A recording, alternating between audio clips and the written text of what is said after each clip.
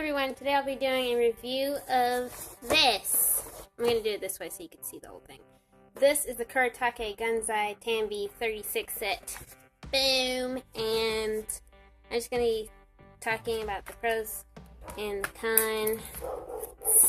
pros and cons, and such. Now, I got this off of Amazon, and it was $35. That's how much I paid for it, but that was like earlier this year, and the last time I checked, which was actually earlier today, it was $31.88 on Amazon, and I even saw a seller who was selling it with 3 water brushes, and they were selling it for $39.99. So, yeah, and okay, to compare it, I'll put my other watercolor palette. I'll just put it right here. That's how big this thing is, and that's actually one of the cons.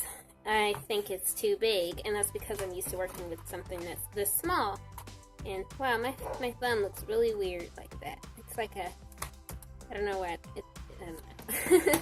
But yeah, this is too big for me personally, and that's not really like a major con. That's really up to who you are and its personal preference, because I do like to work smaller. And the Kuretake Gansai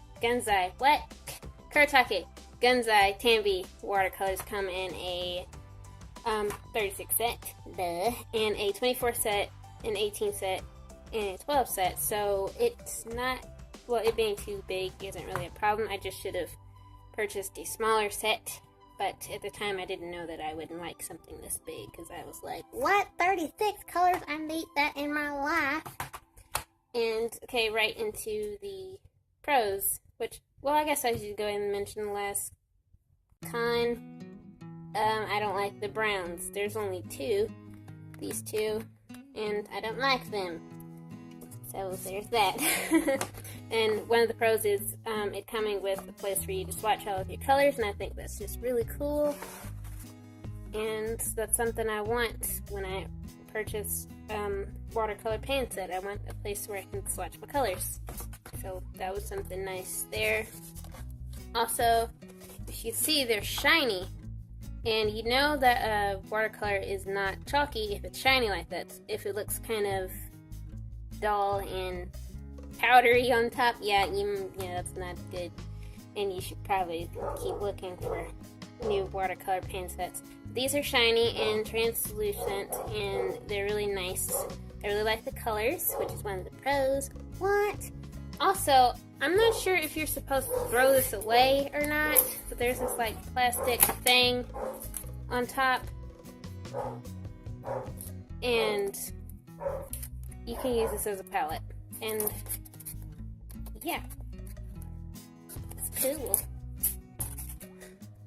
I hope you can't hear my dog in the background. She's going buck wild. Yeah. But yeah, so nice colors, comes with a palette, maybe, I don't know if you're supposed to get rid of that, and they're not chalky, and yeah. Oh, also, this is a pro, if I can get this out. Well, that's a pro, you can get them out and put them in a smaller container if this is too big for you, like it is for me, but I really don't have a smaller thing to put these in. Yeah, but it comes with pearlescent and metallic colors. This is like a pearlescent white, and a gold and a warm gold down here, and those are really nice. And I'm just going to show you some drawings that I've done with these colors. Yeah, here's one, here's another one. This one, you can't really see it on camera, but it feels like crystally, and it's got little sparkles on it. It's kind of weird, and I didn't mix the pearlescent color with it to get it like that. I just did it on its own, and I think that's really cool. So I have a whole stack of drawings over here, so I'm gonna try to do this really quick. But yeah. And if you're curious about what type of paper I used for these, I used fluid hot press paper and the Strathmore watercolor paper and Canson watercolor paper. Oh, and this one's done on Bristol board. So yeah, that's how they look in art. So they're really nice colors, and I do really like them. But like I said, it's kind of too big for me because I like working kind of small. So yeah, I'm gonna test this out on a drawing so you can see how that works. Yeah. I suppose I should go ahead and answer the question that has no doubt been lingering in the backseat of your mind, and that is this worth the money? And like I said earlier, it's $31.88 on Amazon for the 36 set, and that averages out at about 88 cents per pan, per color, and I do think it's worth it. And these are really nice watercolors, and I love them, even though I don't use them that often, and like I said, it's too big for me. It's just too big. And if you are a beginner in watercolors, if you've never tried watercolors before, or you're just now coming back from using something like, I don't know, the Artist Lock watercolors, and you want something a little bit better, I would suggest you get the 12 set, or if you've used the Artist Lock watercolors before, maybe the 24 set, since they both have the same amount of watercolors in them, so it's not like you're getting less colors, the same amount of colors. Though I do think if you're a beginner, you should get a 12 set, because then you'll get used to mixing your own colors, which is something that you'll do anyway with a bigger set. So, yeah. And since I'm coloring the skin now, I guess I should go ahead and tell you about those browns. You do have to do some mixing to get a decent brown for a skin color, and I just, with my primer marketing watercolors, I don't really have to do that much mixing. I can use the brown straight from the pan, or I can mix it with a little red, and it's just perfect, and I don't have to worry about any of that, because I noticed, like with a lot of watercolors, brown watercolors, the brown is kind of grayish and yellow. It's just not good, and you know, I color a lot of black girls. I want some good browns so I could represent, you know. But yeah, these are some pretty nice watercolors, aside from the fact that the brown's not too great.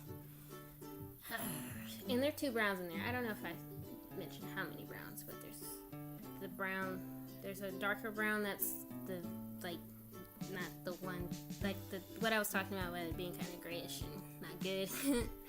And then there's a sepia one that's just too light for darker skin. So yeah, and I ended up mixing the 2 together to get something that was kind of decent. And I think I might have added a little bit of pink too.